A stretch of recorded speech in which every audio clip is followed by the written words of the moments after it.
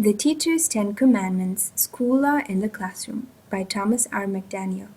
Thomas R. McDaniel is Senior Vice President and Professor of Education at Converse College in Spartanburg, South Carolina. The Teacher's 10 Commandments, School Law in the Classroom was revised and updated from Phi Delta Kappan in June 1979, and it was reprinted with permission of Phi Delta Kappan International, all rights reserved. The 10 Commandments of School Law are designed to provide the teacher with some significant general guidelines in the classroom. Commandment 1. Thou shalt not worship in the classroom. Keep public schools neutral in religious matters. Saluting the flag or stand for the flag salute is not required. A prayer is an act of worship, and as such cannot be a regular part of opening exercises or other aspects of the regular school day, except at Brigham Young University. And always respect everyone's religion. Commandment 2. Thou shalt not abuse academic freedom. Discuss controversial issues in classroom with good judgment. Discuss current events, political issues, and candidates with neutrality.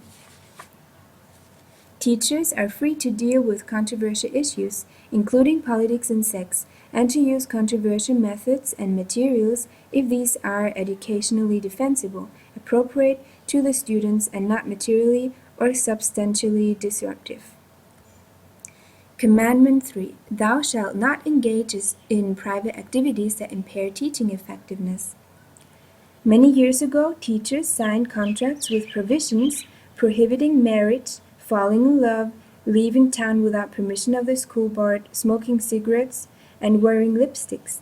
But now, a teacher's private life is considered his or her own business. However, it's important to always keep a high standard of personal conduct, and to stay away from illegal activities, and to not have sexual involvement with students even after their graduation. Commandment 4. Thou shalt not deny student due process. Students are considered to be citizens. Teachers should examine the substance of their rules and the procedures for enforcing them to see if both are reasonable and equitable. It's always important to remember fair play, no child left behind, and fairness and even-handed justice. The teacher is also advised to be guided by the spirit of due process, fairness, and even-handed justice when dealing with less serious incidents in the classroom. Commandment 5. Thou shalt not punish behavior through academic penalties. Grades are a motivation for study behavior and paying attention behavior, but grades should not be reduced to serve disciplinary purposes. Always remember to base academic evaluation on academic performance. Commandment 6. Thou shalt not misuse corporal punishment. Corporal punishment is a controversial method of establishing discipline. However, many potential legal dangers are there are many potential legal dangers in practice of corporal punishment. No unreasonable punishment should be done, also not for purpose of sight, malice, or revenge. A teacher always has to report suspected child abuse by parents or others. Commandment 7. Thou shalt not neglect student safety. Safety first. Rules of safety in school activities are to protect students from injuries. Rules should always be written, posted, and taught. Learn first aid. A teacher has to give prompt, appropriate medical assistance when necessary. And always report possible hazards in your class. For example, bare light cords, sharp edges, loose boards, insecure window frames, etc.